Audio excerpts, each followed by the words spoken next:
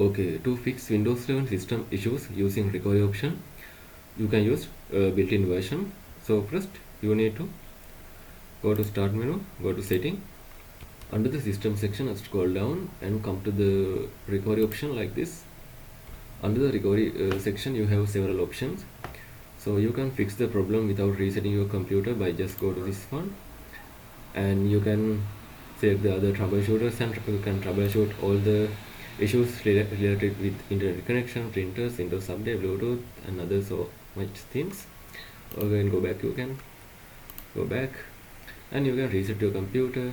Just go to reset PC, and you can reset without keeping files by just tap on remove everything, or you can keep your files by select this one, reset only your setting. So it depends on your selection. Just then after it will reset your computer.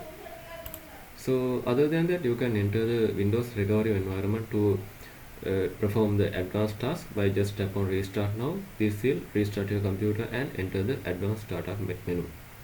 Once you tap on that restart button, you can enter the advanced Windows recovery environment. So you can start up repair.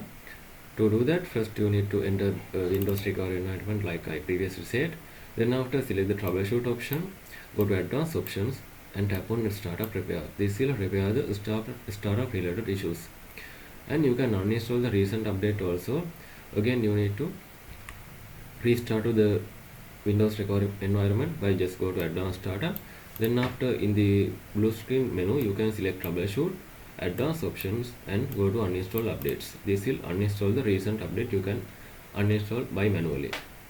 And if you need to go back to the previous Windows version, as an example, if you are upgrade from the Windows 10 to Windows 11, and if you think this Windows 11 is not suitable for you and you facing some issues, you can revert into the Windows 10, but it only available for 10 days once you upgrade to the Windows 11. To do that, you can in the Windows recovery environment, you can find under the recovery, go back to the previous version option.